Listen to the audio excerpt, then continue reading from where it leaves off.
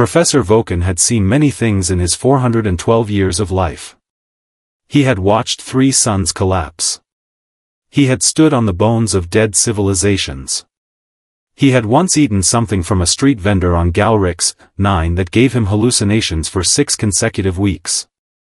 But nothing, absolutely nothing, had prepared him for the human boy sitting in the 3rd row of his advanced galactic history lecture hall, eating what they called a granola bar with the complete emotional investment of someone defusing a bomb.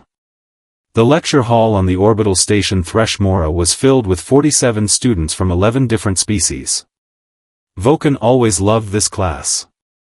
Mostly because the course material was, objectively, depressing beyond measure, and watching young minds grapple with civilizational extinction was, for him, what others might call entertainment. He was a professor, not a therapist. The distinction mattered. Today, Vokaan announced, spreading his 4 arms wide in the traditional gesture of dramatic academic opening, we study the Vorakan ruins. A ripple moved through the classroom. Good. They knew the name. Everyone knew the name. The Vorakan were a species that had, approximately 12,000 years ago, built a civilization so advanced that current galactic scholars still argued about whether half their technology was real or mythological. Their ruins spanned 7 star systems. Their written language had taken 3 centuries to partially decode. Their architecture made every current species on the station feel, collectively, like cave-dwelling children drawing animals on rock walls with muddy fingers. And then, in what historians called the silence, the Vorakan simply stopped. No war. No plague anyone could confirm. No asteroid. No dramatic final broadcast. They were there. Then they were not. The ruins remained. The Vorakan did not. Vokaan clicked his pointer at the projection wall. Enormous images filled the room. Stone formations that curved against physics. Towers so tall their tops had eroded into clouds on their original world.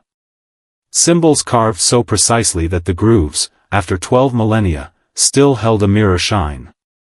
These images, Vokaan said, letting his voice lower for the effect he had practiced since the age of 60, were taken on the primary Vorakan homeworld, which your galactic registry catalogues as Sector 7, Dead Planet Designation Morovale.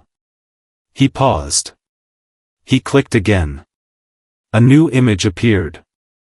This one was different. This one showed a particular chamber, a room of vast size, its ceiling gone but its walls intact, and along every surviving wall, carvings that depicted what appeared to be an event. A gathering. Thousands of Vorakan figures, rendered in terrifying artistic detail, assembled in some form of ceremony or farewell. At the center of the carving, raised above the rest, a single figure, arms extended, face tilted upward, surrounded by what scholars had long debated were either weapons, tools, or stars. This chamber, Vokaan continued, is known as the Morovale Assembly Hall. It is considered the single most important archaeological site in the known galaxy. It has been studied for over 3 centuries. We do not know what event it depicts. We do not know if it was carved before or after the silence. We do not know what the central figure represents. He let that hang in the air like smoke. We know nothing. Which, given the combined intelligence of every species in this room, should make all of you feel rather small. Several students shifted in their seats. Excellent. Vokaan was about to advance to his next slide, a wonderful piece on the failed translation attempts of the 7th decade of Vorakan studies, when a sound reached him. Not a dramatic sound. Not an outcry. Not the kind of sound that announces itself as important. It was a small sound. Barely a word at all. More like a word that had accidentally fallen out of someone's mouth while their brain was occupied somewhere else entirely. The human boy in the 3rd row, the one with the granola bar, had said something. Vokaan stopped. Student Maro, he said, because that was the boy's name, Maro 17 years old, human, enrolled on some kind of academic exchange, consistently scoring average marks while somehow radiating the quiet confidence of someone who had already read the ending of a book everyone else was still on chapter 1 of. "Did you say something?" Maro looked up. He had the particular human expression Vokaan had learned to identify as, "I did not mean to say that out loud." His jaw was still mid-chew. He swallowed. "I said," Maro repeated, and his voice was steady in a way that made the air in the room feel strange, "that the figure in the center is not a Vorakan." The silence that followed was not the comfortable academic silence of thinking. It was the silence of 47 beings all simultaneously forgetting to breathe. Vokaan stared at him. "Excuse me?" Maro looked at the image on the wall. Then back at the professor. Then, with the absolute unhurried calm of someone who had nothing to prove and no reason to rush, he said, "I was there." The granola bar wrapper made a small crinkling sound as Maro set it down on his desk. That was the only sound in the room. 47 students. 11 species. One professor who had, across 412 years, developed what he privately considered an unshakable composure. Vokaan had stared down collapsing governments. He had delivered eulogies for entire planetary populations. He had once argued with a Granothi warlord for 6 hours without blinking, literally, because Vokaan species did not need to blink, which was, admittedly, an unfair advantage. None of that had prepared him for this 17-year-old human boy, sitting in the third row, brushing granola crumbs off his sleeve, and speaking about a 12,000-year-old extinction event in the same tone one might use to mention the weather. "You," Vokaan said very carefully, "were there." "Yes," Maro said. "At Morro Vale." "Yes. 12,000 years ago." Maro tilted his head slightly. "Give or take a few decades. Timekeeping was inconsistent back then. Different calendar systems. You know how it is." He paused. "Or, I suppose, you do not know how it is. Which is actually why I am here." Vokaan put down his pointer. This was significant. In 38 years of teaching, he had never once put down his pointer mid-lecture. The pointer was an extension of authority, of narrative control, of the careful architecture of academic presentation. Putting it down meant something had overridden the lecture entirely. He placed it on the edge of his desk with the quiet precision of a man defusing something.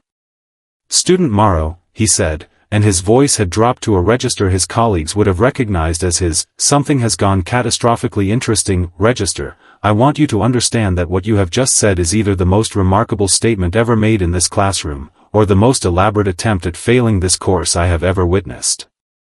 "It is the first one," Maro said. From somewhere behind Maro, a Ilith student named Bressa, who was green, had 4 eyes, and had spent the last 10 minutes very carefully taking notes on the Vorakan architectural analysis, whispered to no one in particular, "Is the human broken?" "I do not think so," whispered back Dov, a Pranthi student beside her, who then added, with genuine uncertainty, "But I have only known them for 3 months. Vokaan held up one of his 4 hands for quiet. The room obeyed. He walked, slowly and with great deliberateness, to the edge of the lecture platform and looked down at Maro Sevic with the full weight of his 4 centuries behind his eyes. "Explain," he said. "1 word. Clean." He was a professor. He knew when to be economical. Maro looked at the image still projected on the wall. The assembly hall. The thousands of carved Vorakan figures. The central figure with arms raised. "The figure in the center," Maro said, "is wearing a garment that the Vorakan would not have had the materials to produce. The fabric composition is wrong. The cut at the collar, here," he pointed without standing up, pointing at a detail in the carving that Vokaan had walked past approximately 900 times without registering, "that fold pattern is a specific construction technique. It comes from a region that your current maps do not include because it no longer exists. It was called the Hessa coast. It burned when the Toral drift shifted the upper atmosphere of Morro Vale, approximately 30 years before the silence. The room was so quiet that the ventilation system of the orbital station could be heard humming through the walls. Vokaan realized his mouth had opened slightly. He closed it. The Hessa coast, he said. It had remarkable textile traditions, Maro said. Also extraordinary fish. The kind with the bioluminescent spines. I ate them 3 times. They tasted like something between butter and regret, which sounds unpleasant but was actually wonderful. Hessa had stopped whispering. She was simply staring. Her 4 eyes were open at a diameter that, for her species, indicated a complete suspension of cognitive function. You ate fish, Vokaan said. I did many things, Maro said. He finally stood up, because the conversation had clearly moved past the phase where sitting was appropriate, and he walked to the projected image with the unhurried stride of someone approaching something familiar. He pointed at the lower left corner of the assembly hall carving, a section that scholars had catalogued as decorative border elements, purpose unclear. These are not decorations, he said. They are names. Specifically, they are the names of everyone who was present at the assembly. The Vorakan did not write names the way you have been trying to decode them. They did not write them as symbols for sounds. They wrote them as compressed event signatures. A name, to the Vorakan, was a summary of every significant thing a person had ever done. It got longer the older you were. He traced one particular sequence near the bottom of the border. This one, he said quietly, is mine. Vokaan felt something he had not felt since the age of 90, which was the last time anything had truly surprised him. He felt the distinct, vertiginous sensation of the floor of his understanding dropping away beneath him. What are you, he said, and it came out less like a professor's question and more like something raw and honest, the kind of thing you say when your categories have run out. Maro turned from the image and looked at him with those calm human eyes. He smiled. It was a small smile, not theatrical, not triumphant. Just honest, and perhaps a little tired, the way someone smiles when they have been carrying a very long story and have finally found someone who might actually be ready to hear it. I am human, he said simply. We are very old. You just did not know that yet. He glanced around the room at 46 students who were all, in various species-specific ways, experiencing the simultaneous collapse and reconstruction of everything they thought they understood about galactic history. None of you did. He picked up his granola bar wrapper from the desk. Folded it neatly. Tucked it into his pocket. I think, he said, looking back at Vokaan, this course just got more interesting. Vokaan stood very still for a long moment. Then he did something he had also never done in 38 years of teaching. He pulled out a chair, sat down at the edge of his own lecture platform, and said 4 words that overturned the entire structure of his carefully prepared semester curriculum. Start from the beginning. Maro Stands Up, 17 years old, human, the oldest thing in the room by approximately 11,983 years, sat back down in the 3rd row, and began to talk. Outside the orbital station Thresmora, stars that had watched everything and said nothing continued their slow and patient burning. Some stories, it turned out, had simply been waiting for the right classroom. Friends, if you are enjoying our videos and want to watch new and exciting sci-fi and HFY stories every day, then don't forget to subscribe to the channel. Also, make sure to turn on the bell icon so you never miss any of our latest uploads. Like the video and share it with your friends as well, so our community can continue to grow and bring you even more amazing content.